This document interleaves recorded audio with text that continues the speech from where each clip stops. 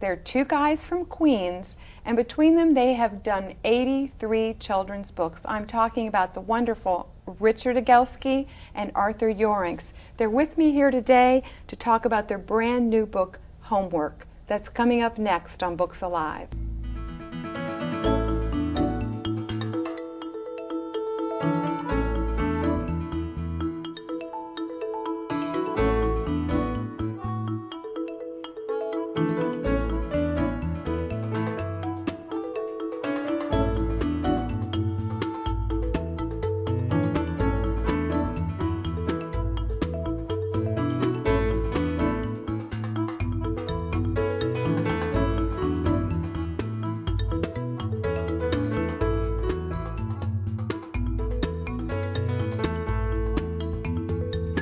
And thanks so much for joining us today here for Books Alive. I was a little bit nervous about the interview that I'm about to do today because I was very intimidated by the two gentlemen I'm about to introduce to you. Joining me in the studio today are the very artistic and wonderful Richard Egielski. Welcome. Thank you for having me. And the wonderful Mr. Arthur Yorinks. Thank you so much for being here. My pleasure, my pleasure. Now, why was I nervous? I've done so many of these interviews. Okay, because these guys elevate this to a higher level, all right? This is not just fun and games, let's make publish some kind of book and get it out there. These guys are really, they think it through, and they have an incredible empathy for kids, and they are hilarious. And how about that for an introduction, yeah, guys? Wow, I'm ready to, thank you very much. Are you guys scared now, too? Yeah. But they're in town to share with us a really great new book that they have out, and this is number 9, I think we figured out that it was. Right. This book is called Homework, which may sound a little bit familiar to some of you guys. Okay, I'm going to grab it here and hold it up. All right, so this is your 9th work. You've been working together since 1977, if I'm not mistaken there. And this one, you really launched into a subject that I think is very dear to everyone's heart, right? And that is, Tony, do your homework. Right. So Arthur, let's start with you. You know, how did you do it? What did you want to do? What was the fun of it? Well, you know, really, Bob, this was started as an exercise in thinking about, to be lofty for a second, the creative process. Really? Yeah, it had nothing to do with schoolwork or homework. No way. Yeah, it was really just, you know, a lot of times we get asked, where do you get your ideas? Sure. And the thinking about how one, after a long life of doing this for many, many years, how it all comes about, and it was really a way to explore what it is to use your imagination and what the whole creative process is all about. Wow. And then I couched it in the frame of a kid doing his homework. All right, so there he is, doing his homework. Yes, He's right. asleep. Yeah, right. Asleep, yeah. That actually, you know, it's funny. Richard and I have, well, at least Richard has ESP, because that picture reminds me so much of a very particular event. In high school, I took French, and I thought I was pretty good at it, but one subject I was really failing at. And they had in public school a thing called, in New York State, regents, which means one test, and if you blow that, you're in bad shape. Yep. And so I had to take the test, and I was supposed to go and study, and I just literally went to my room, and the next morning I woke up with a comic book on my chest. How'd you do on the test? I actually got a B, which is also amazing, because that's, well... Isn't that yeah. interesting? Because, well, we won't give the ending away. Right. How about that? But, all right, so he obviously falls asleep and does not do his homework, but thank goodness he has friends. That's right. And how come you brought in these characters? Well, I have a obsession and love for school supplies, stuff like that. I go nuts. I have August is your month. August is my month. Yeah, actually, I was born in August, so it maybe has something to do with it. But yeah, pencils, pens, paper, rulers, tape, anything, Staples, anything, not the store, but the thing. Although Staples is okay. You go crazy. Anything that remotely has anything to do with that, I have, I don't know, hundreds of #1 pencils lying around.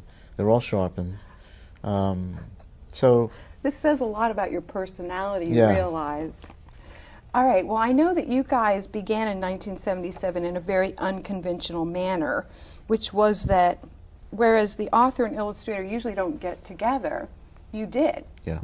And you continued that in this. Now, so Richard, when you get the manuscript, you know, you just, how does that process work for you as for getting the pictures together? Well, I read the story many times. First, I read it once just to see if I like it and if I think I can do something with it. And I read it over and over again just to see what I can come up with. And in this story, I like that whole idea of animating these inanimate objects like the pen and the eraser and the pens and things. And then author added that other element with the planet splotch, which I loved the old Star Trek TV show, and every time they beamed down to a planet, it always had a red sky, and they were always standing next to a rock, and it just seemed like a lot of fun to do those. That's great. Those things, and it's sort of a story within a story, and that was an interesting task to do in the picture book, to do these two stories and keep them entwined and keep it going, and you know, keep it short, kept it to 4 pictures there, and you know, just have a lot of fun with it. I really liked, and the first time I read this, I didn't see the book. And the second time I read it, I saw the book. And the eyes are just watching you. And it just keeps following you all the way through. And I thought that was so cool. And it doesn't have a voice, right? Right. It's just one of the many. Well, I thought this was this is a hilarious book, and it's going to absolutely enchant all the young, especially the boys, who are going to be like, I don't have to do mine either. and the way they get along or not get along, I thought was great too. Now, I read a review of the book the other day, and they were talking about the child changing. Yes. What do you say about that? Well, when I first read that, I thought, this is crazy. Yeah. But what happens when you draw a character in various positions, sleeping with his eyes closed? Okay, if it's really your imagination that's doing that, you know. His eyes closed, maybe he looks a little Asian or something. It's dark in the room, he gets dark. It's lighter at different parts of the book because the lighting is different. And there's no way I was doing anything like that intentionally. Okay. I was just keeping one character going as best as I could. And Okay. All right. Yeah, well, I went back and went through every picture to see, what? Oh, God. Oh. Well, this is your 9th book, and I just thoroughly enjoyed it. I thought it was really Thank great. you. I love even the sort of unexpected ending. I thought was very clever, Mr. Yorinks. Yes, well, you know, it's typical to reject even your own imagination, so it seemed, and it also seemed natural. I mean, the kid would wake up and see a page full of splotches and erasing and cross-outs, and he would just throw the whole thing out. Yeah. Which happens often when you work on a story or maybe a picture. You work on something, you wake up the next day and you throw it out. Throw it out? Yeah. Wow. You know, you just said that you read through the manuscript when you get it and see if you like it. And I've read that you know, you're kind of like, if I don't believe in it, then I'm not going to illustrate it. Has he ever given you anything you didn't believe in? Well, it's not that I have to believe in it. I have to feel that I can do something with it. Now, somebody else might be able to do something with it, but maybe I can't. It's just not my cup of tea, or maybe it's just not the right time for me. Okay.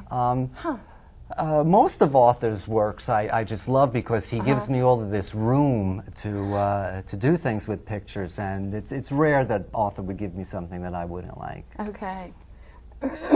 Excuse me. You've got a line in here where the fountain pen turns into a nutcase. Yes. Right. And yes. And I wondered what happens with you guys if suddenly in the process of working together you think the other one has turned into a nutcase. Has that ever happened?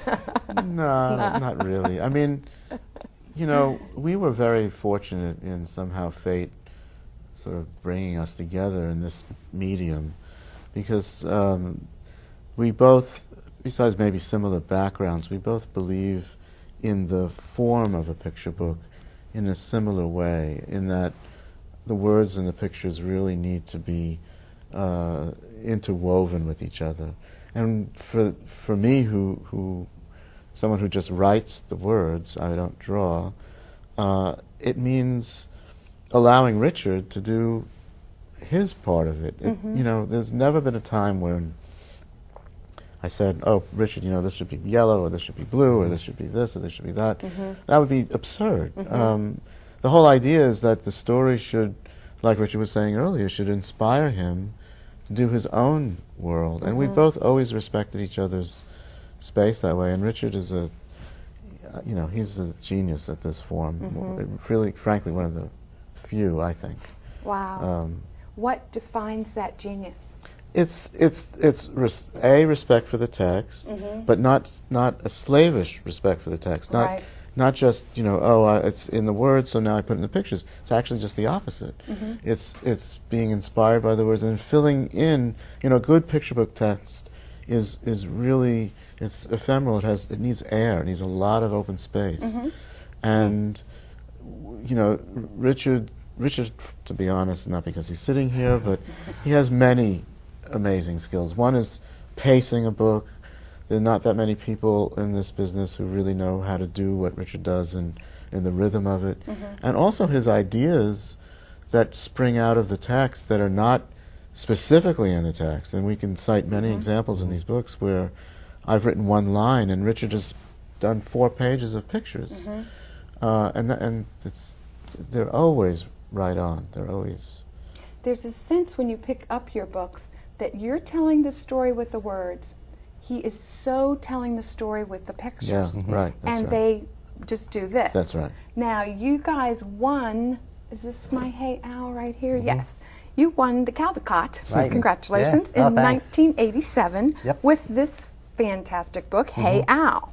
And see, this is the kind of book that intimidates me, okay? And I'll tell you why, because there's a level of sophistication in here. The sense of humor, but the pictures, the storyline, the imagination, everything, that I know this is a GT kid head, you know?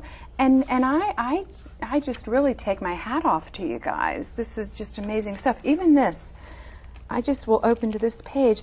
Here comes this guy, and he's in 2 places. He's entering from one and coming into another. I've never seen that kind of thing done in any other book. Well, when I was coming up with these illustrations for this book, I tried them in a lot of ways. I tried just doing bleed pictures off. And the more I read the text and the more I read about what the character was in his situation, I was getting a good graphic sense of the book, because it's not just the picture. It's, you know, it's the page. It's the way this type is. It's the space around that picture. Al and Eddie, they live in this one-room apartment. They're boxed in. So I have him. So I just came up. I got the idea from. I think I was watching television and it was some play on. And you know how sometimes they have a room and they just light it up, but it's all dark around the edges. Yes. And it gave me that idea for these, except, you know, on a book, it's white around the edges. And they're all sort of boxed into their little room. And then when they go to Birdland, you know, everything expands. Yes. And, Here, let's go to color Birdland. as well as everything. Wow. Yep. And there's the page where they actually come here. And I was reading this and I thought, you know, nowhere in the text did it describe all of this. That just came from your imagination. Right. Well, he said it was lush. Yeah. This is lush. Yeah. I mean, that, you know, that really is the key to this, that the words chosen, and sometimes it takes a long time to choose the right ones, have to be evocative enough, not just to inspire the imagination of the reader, but frankly to inspire my collaborator, you know, the other component of making this book happen. Here, Arthur, read. Well, I'll read the last line, because you know what? This book started in a different way. I wrote this last line, which is simply, "Paradise lost is sometimes heaven found.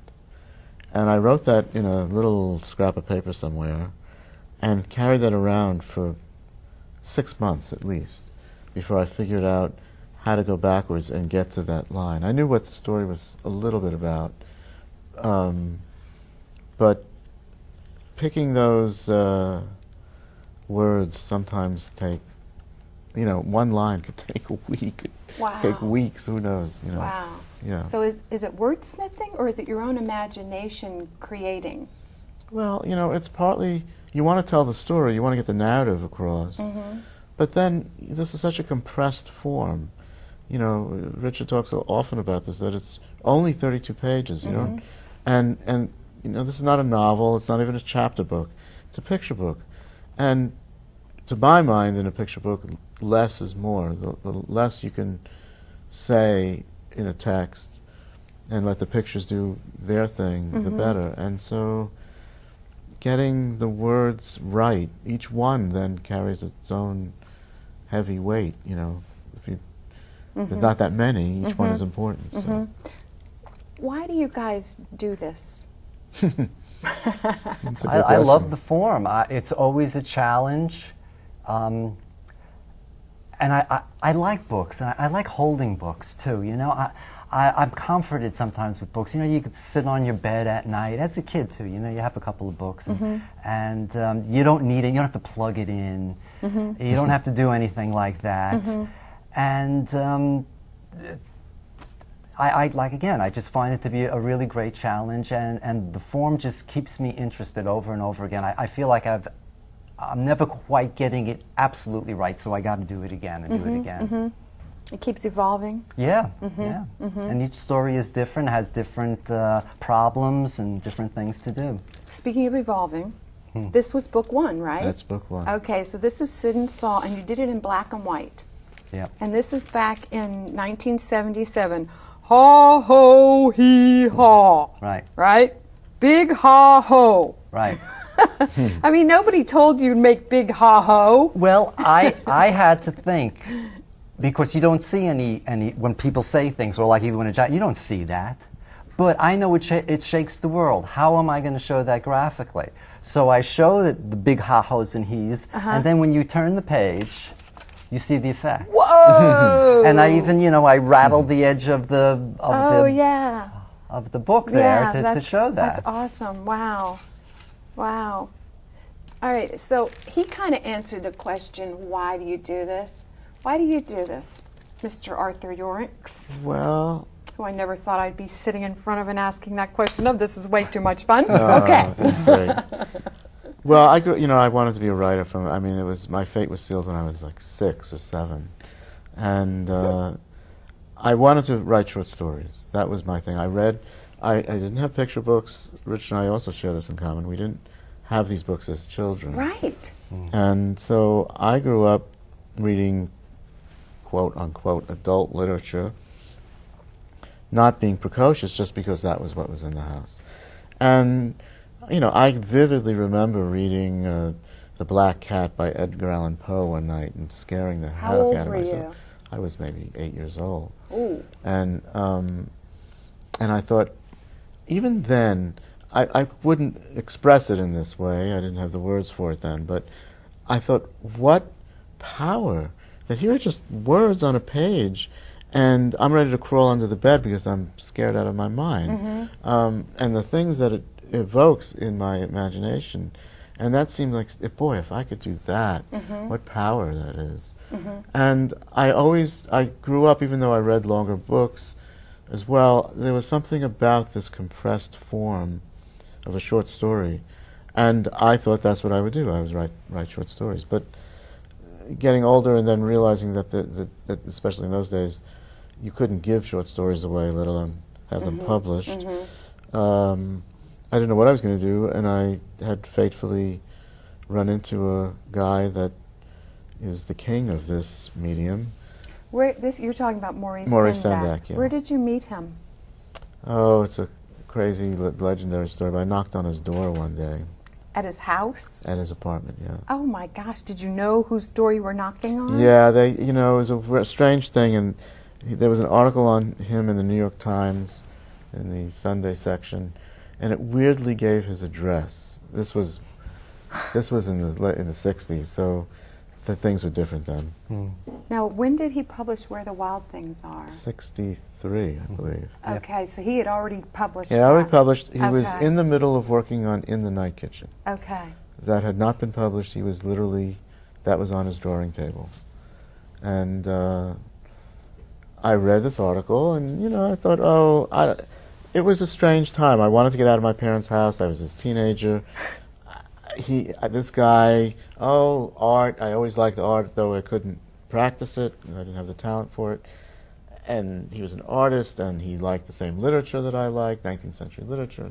It was a strange fantasy that somehow meeting him, and I had no notion of him doing anything, collaborating or anything like that. It wasn't like, will you illustrate my stories? You just wanted to connect with him. Yeah, it was a kind of a strange thought that meeting him would give me some wisdom to move on. And he was the one who, after being quite generous and scared about this kid with lots of hair then, ringing his doorbell, we met and talked. And you were a wild thing, Arthur. I was a wild thing, yeah. And he suggested that maybe some of these stories that I had written might be interesting picture book texts. Wow. Which I had no pre-thought about doing. So that gave you direction. That gave me, well, he introduced me to an editor. Wow. And I gave my stuff to him, and he actually And had the rest is history. What a And manuscript. you also crossed paths with Maurice Sendak in a similar kind of way. Well, I was going to Parsons School of Design at the time, studying illustration, and at that time, illustration basically meant, magazine work, editorial magazine work, advertising, maybe book jackets and things. And I didn't know anything about picture books. And the head of the department came to a select group of students, and he said, this famous guy is coming to teach here, and we want the best students to take his class. And luckily, they chose me to be in that class. And it comes, and it's Maurice Sendak, and I didn't really know who he was or anything at the time. But when we started to talk about doing picture books, and we were doing a dummy based on, we found something to do as a dummy. I said, well, this is the perfect form for me. Like, I've always loved movies, and the way pictures move through a picture book reminds me of a small little movie. And it just seemed, and I like to work in sequences, but I wasn't a cartoonist. It took me too long to do my pictures. So it just seemed like the perfect art form for me. And but when I came out of school and started to take my stuff around to publishers, my work wasn't considered kidsy enough.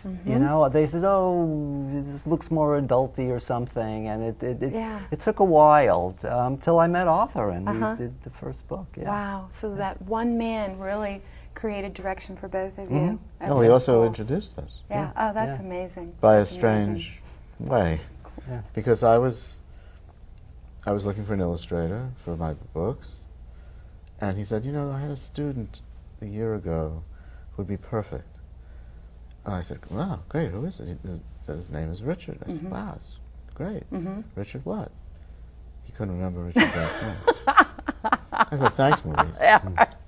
Let's go back and find all the people, Richards. City of 8 million people. He said, well, but wait, he's tall, and he's this, and he's that. He described Richard physically to a T, and only Maurice can do that. And I said, well, that's wonderful, because I'll just have to wander around the streets of New York looking up and saying, "Are you Richard?" Well, that's exactly what happened. Yeah. We were in Parsons. Richard was Oh my gosh! coming back to see Maurice. I was having lunch with him. We happened to be in the same place, and I thought, I got this weird sensation, like I know this guy. Wow! Where do I know this guy from? And then it suddenly dawned on me, it can't be. Oh it my can't gosh. be. And I just tapped him. I was too short. I tapped him, I think, in the middle of his back. I couldn't reach his shoulder. Excuse me, are you Richard? Well, that's Exactly what he said. I'm standing on this elevator going up to the 11th floor to visit Maurice, and some guy taps me on the back. He says, "Are you Richard?" And I said, "Yeah, my name's Richard, and you're an illustrator and stuff." I said, "Yeah." He says, "Well, Maurice told me about you. I have some stories to show you." my And gosh. that's what happened. That is amazing. Well, we've got two guys here who didn't read any picture books growing up at all. One read, all the stuff his father ordered, and the other one read comic books. And they have created an incredible collection of picture books. When we come back, we're going to take a look at what their genius has produced. Stay with us. Any questions? No. You know. We're not magicians, we can't read your mind. We need your questions, each and every kind. Will this react with my other medicine? Hey, what are all these tests even for? Questions are the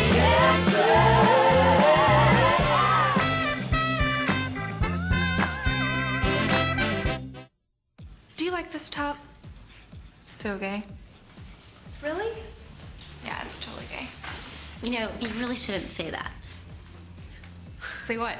Well, say that something's gay when you mean it's bad. It's insulting. What if every time something was bad, everybody said, "Oh, that's so girl wearing a skirt as a top"? Oh, you are. Those are cute jeans, though. When you say that's so gay, do you realize what you say? Knock it off. Welcome back. If you're just joining us, I'm in the studio today with two guys from Queens. This is Richard Egielski and the wonderful, and I get to keep saying that, Arthur Yorinks. Thank you both. So we're just so delighted to have them with us here. We've been talking about, all kinds of process and things like that, and I thought we would now take a little waltz through some of the wonderful things that they've done, just because this one's right next to me. I'm going to kick off with it. This is Whitefish Will Rides Again. Now, this is Arthur writing, and Mort Drucker is doing the illustrating. And you want to tell the people who are too young to know who Mort Drucker is. Well, Mort Drucker is a legendary illustrator who I believe was one of the original members of the group that did Mad Magazine. Exactly. And still does, I believe. If not, I haven't seen it around, but he did yeah. all those covers. Yeah, covers and movie parodies and Yeah. all kinds of things. Amazing. Yeah. Now, I told you that you've got a sign here. There it is. Okay, it opens up in Whitefish, Montana. Population 61. Now, my husband and I just came back from Whitefish, Montana, which has much larger population than 61. And when I showed this to Arthur, he said, I had no idea there was even a Whitefish month. Only after the book was published, I got a letter from somebody, and I said, "What the?" I thought they were pulling a prank on me. Yeah. Well, this is a real rollicking story of a ding dang gosh darn, no, dash dang dingle darn it, Yes, you right. know, sheriff Right. out in the Wild West. My Western, all those days of watching Bonanza on TV Paid off. paid off. But you kind of did something different with the characters in the town.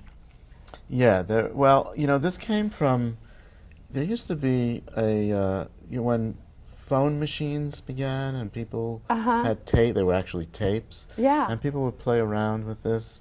Well, a friend of mine is Peter Shickley. He's a composer and he is famous for his concerts in New York, parodying Bach, and PDQ Bach is his every year concert.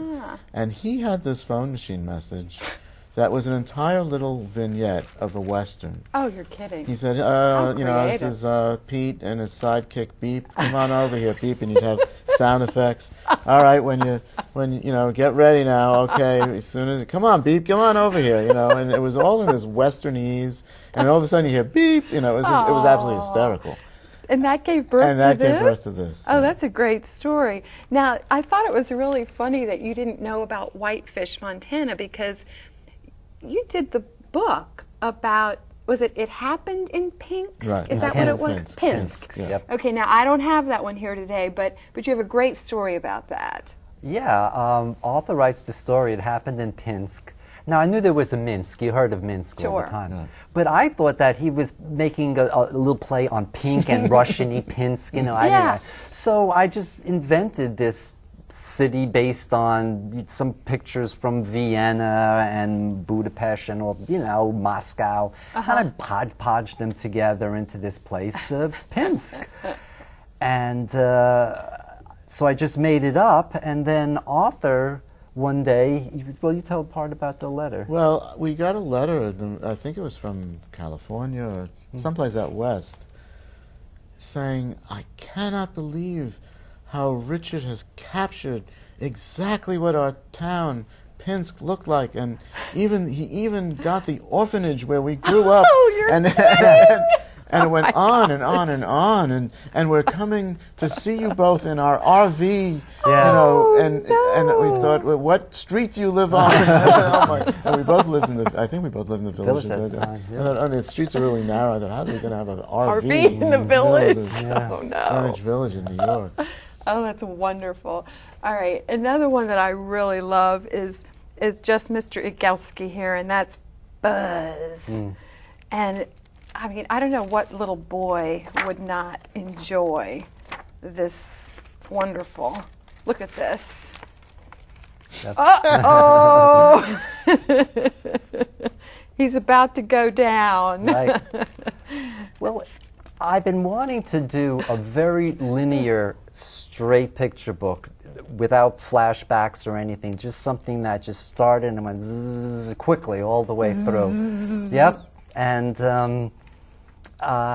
I thought it was funny to do this takeoff on the literally swallowing a bug, like getting a bug. Yeah. Going to the doctors. What did the doctor do? He gives you pills to get rid of the bugs. Right. So the pills, Let's go you know, find 'em. they chase them around. Yeah.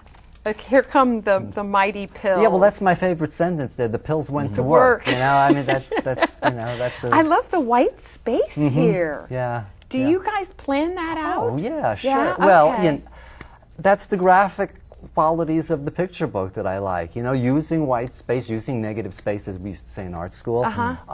You know, just to create the tension between the text and the pictures. Yeah. And at the end of this story, I just sort of had him escape. And for the longest time, I didn't have a suitable ending. And then I came up just with this idea that, well, Buzz now being inside the boy, he probably picked up some germs there himself. That's right. So now he's sick. He goes to his bug doctor and he says, you've got a germ. Yep. And I'm going to give you some pills. And Here we go again. Yeah, right. Like, Oh, that's so much fun. I loved it. All right, thanks. now the tomatoes here. This is equally fun. Now this is back to you, Arthur. Yes. You and your buddy Mort. Yeah, me and Mort. And yeah. this time it's Professor or Dr. Tickle Right. at the Right. World Planetary Conference. Yeah, I wanted to do this. Like Richard, I also have this thing about Star Trek and all of those science fiction things. And way before Spielberg did the remake of War of the Worlds and all of that, I wanted to do one of those sort of 1950s, Oh, cool. you know, science fiction movies look that, at that. Here that they we come. both grew up. Yeah, and and so instead of aliens, they're just tomatoes. It's also for 1950s, and everybody was so afraid of communism and the you know, red. you know, Oh, the red yeah. thing. I So didn't get that. everything is Okay. stained red. Yes. Wow. Wow. And Mort went to town on this book. I mean, Yeah, I he think did. Jason Robards is in this book. Is he? Yeah, I think there's a picture. Really? Yeah. Oh, no. Who are these people? Do you recognize any of them? No, they're No? all. Wrong page. I think it's the president that looked. Yeah. here Oh, he is, yes. Yes. Yeah. Beautiful. Yeah. Yeah, definitely Jason Robards. Yeah. Yeah, that's wonderful. Right. Oh, This whole huge build-up and the whole thing that saves the planet is just some oil and vinegar. yeah, right. Yeah. I wasn't really sure how that was working, Yeah, but right, okay, yeah, okay, right. yeah, right. Well, you know, it's a thing in a salad, and they didn't want to get drenched, and Oh, so true, they true. ran Yes. away.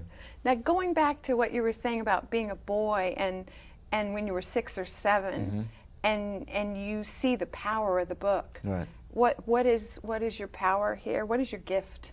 Well, You know, there were a lot of influences. Again, Richard and I's common background. I mean, there used to be a thing in New York when we were growing up called $1 Million Movie. And what they did was, at 3 o'clock on what was Channel 9 in New York, they'd show a movie, but then they would show it every single day from Monday to Friday. Wow. Same movie every day. Yeah. And repeated on Sunday. Like after, you know, one Yeah, of... okay. So, and all these great, great old movies. So I was a sucker for them. And that had a lot to do with this book. I mean, that kind of whole 50s, 40s movies. There's a famous movie with, what's the one with the big robot, Richard? Remember? Famous You're sci-fi guys. You're Yeah. comic book guys. You're Yeah. very visual guys. Yeah. Yeah, definitely. Okay. All right, let me grab Mommy over here, because that's this is relatively new. Yeah. Is this last year? Or? 2 or 3 years ago. Okay. Now, I've heard this compared to Are You My Mother?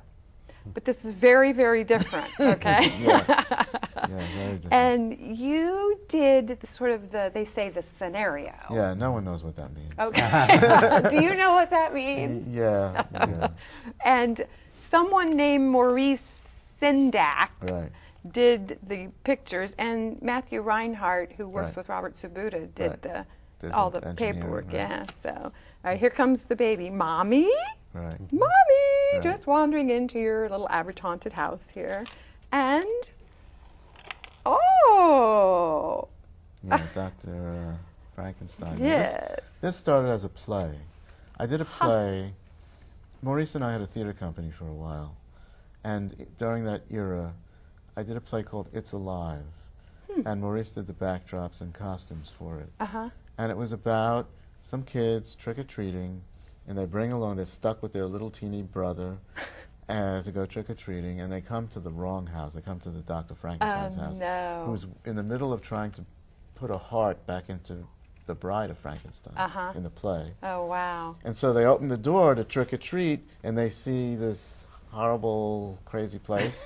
So they run like heck away, leaving this little baby brother. They don't even think about him. Oh, great. Yeah. And so he's left in the house. And the whole gambit of the play is that all of the Dracula and vampire and Frankenstein, the mummy, all of these monsters live in this house.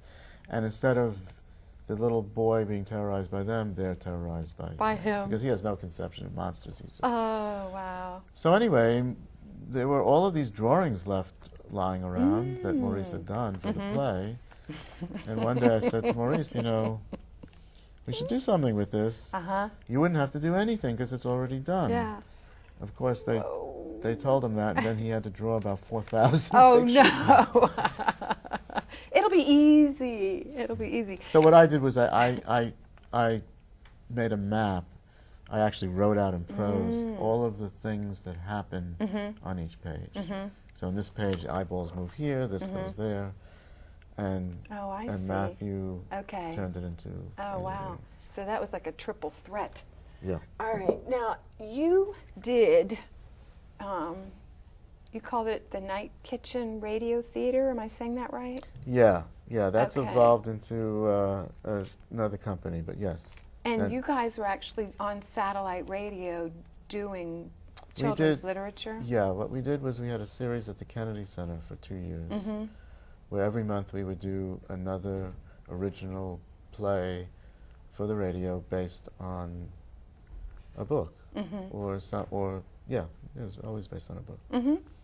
And did you tell me they're doing reruns of that now? It's still on. They Okay. We don't go down to the Kennedy Center anymore, but they still, every so often, they play those broadcasts. You know. Oh, wow. What channel would that be on if people wanted to It would hear be it? what used to be called the Sonic. Now that XM and Sirius are together, the old name for the channel was Sonic Theater. Okay. I think the new channel it's either the book channel or I don't Okay, remember. so if they play If with they the play dial, with it. Wherever the they'll find it. spoken word is, that's Stuff where it is? yeah. Okay, all right.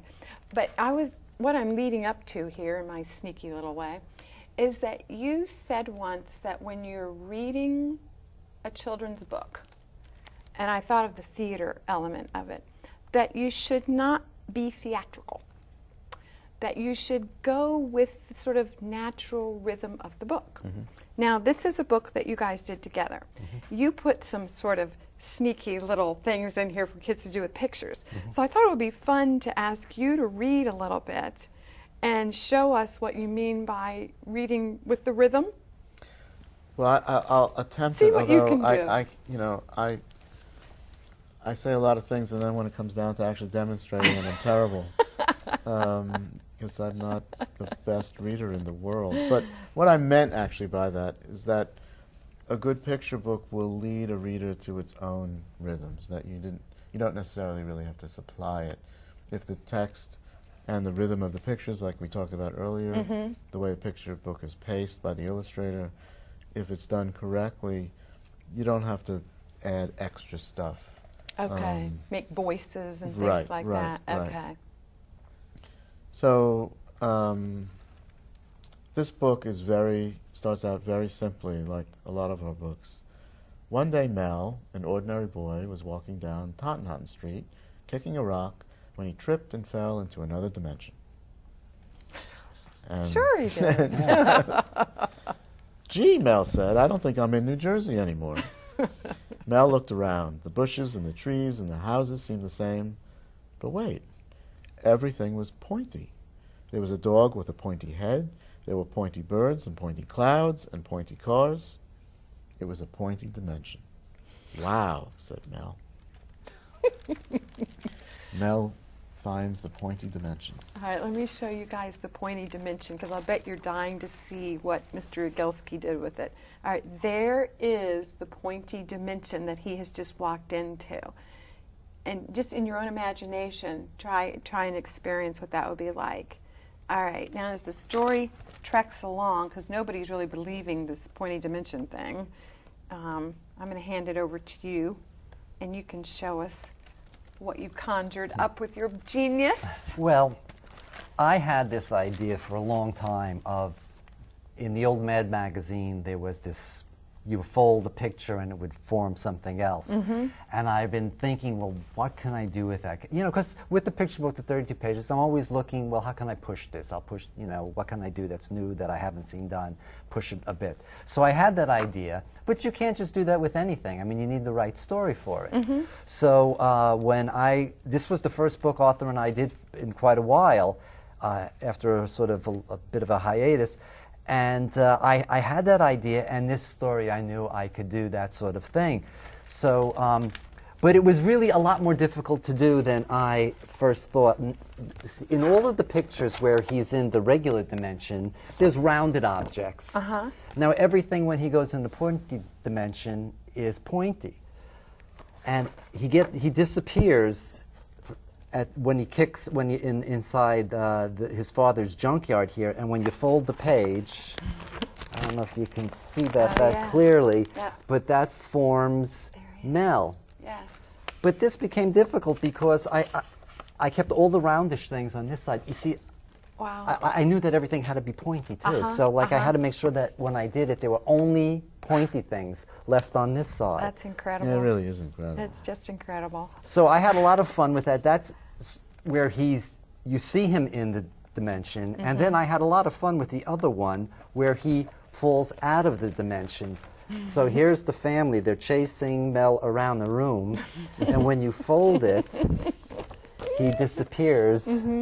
And he's gone. Wow. And you know, I had to work out that all the couches and the paintings and the things on the wall all line up and form just the right thing. I think kids would have so much fun with that. Well, yeah, I thought so too, because I like that sort of thing, and that's what I like to do with the picture book. You know, was things that I liked as a kid. And you can give them something to interact with and use their own imagination, which is really what I get from you guys, is you're really trying to pull on and evoke the imagination of children these days. And you know, I read, Arthur, that you feel that there aren't that many interesting books anymore, that there is a big shift in our publishing industry. Can you talk about what happened between Sid and Saul and Homework? Well, I mean, I think that there has been a sea change. I mean, there are, of course, some books that are interesting, Richard's always doing interesting books, and there are a handful of people who do. But we were lucky because we caught the tail end of an era of bookmaking that treated picture books not just as a commodity, but as a medium, a form, an art form. And publishers were smaller houses then. They weren't big, huge conglomerates. Some were, but most they were independent publishing houses, and they were mostly sold to libraries, and librarians are very smart people, and they took it. There was really a more immediate connection between the art form and libraries and kids. And then it's somewhere in the 80s, I guess, it became a business, just like anything else. And children's publishing became a totally different animal than what it was when we started out. And so it's been, I don't want to disparage everything. Our current publisher is wonderful. It's a throwback, Walker Books, a throwback to the old days. But I think there is a difference, that the whole notion of what a book is has become either a vehicle for some celebrity, or it's a piece of merchandising, or it's a movie, or it's anything but a book. And that's tangible and kind of sad to me. Now, talking about sort of what's new and books that are still holding their integrity as being art forms, this is Richard's brand new one that's not even out yet. It's coming out in April of 2010, and I had the good fortune of getting, they call this an F&G. What's an F&G? Folded and gathered sheets. Folded and gathered. Okay, so it's not a book yet, you guys. It's just pieces. But it's done by a wonderful lady named Elise Broach, and has Caldecott medalists down here in the corner, which is pretty cool. But this is really fun. And I just wanted to give you guys a tease of it before we have to let them go. But it's a wonderful story about Uncle Nigel and little Peter. And they're going to go off on a wild trek looking for gorillas. In the jungle. In the jungle. And you've got to have gumption to go on this journey. Yes, you do. But I noticed in this one in particular that your imagination precedes the storyline. And I thought, wow, that's really cool. Because here comes, well, let's go back a little bit to the snake. Yeah. Here he is. Now you've got to have gumption to go through the jungle. And here comes Peter trying to follow. Now, the uncle, clueless. Clueless through the whole thing, yep. And it's not till you turn the page that the uncle says, oh, snakeskin, look, we've got to be very careful here. Right. There might be some. Well, we had a question today when we were doing a school, and they were asking about your ideas and how you get them, and I was telling the kids that as an illustrator, I read the story many times before I even do any of the drawings, and I know exactly what happens or what's going to happen. So I already know what's going to happen. So I set it up sort of like you'd set up a joke, I guess, and I set it up with pictures. So yeah. Oh, I told you, I think this is just going to be huge. Oh, thanks. I think this is just wonderful. Yeah, it was a lot of fun to do the jungle and, all the animals. Again, it's something different. I get bored doing the same sort of pictures over and over again, and this was an opportunity to do animals in the jungle, and that was a lot of fun. Well, they've done 83 books together. No, they've done 83 books total, and 9 of them they've done together. So that gives you a sense, and I hope you got a feel of the imagination and the excitement and the action and adventure that they have in each one. And they're not predictable books in any way. They really do stretch your imagination. So this is homework, and this is their latest and greatest. And it's just, going to stretch your imagination but make you laugh. And you're going to really relate to what goes on in here. So it's a wonderful reflection of both of your talent. And I want to thank you so much for coming to be with us today. Oh, it's our This pleasure. has just been really great, and you guys are just giants. So it's really Thanks. exciting to have you. Thank you. Thanks so much for being with us today, and as always, come see us at the library.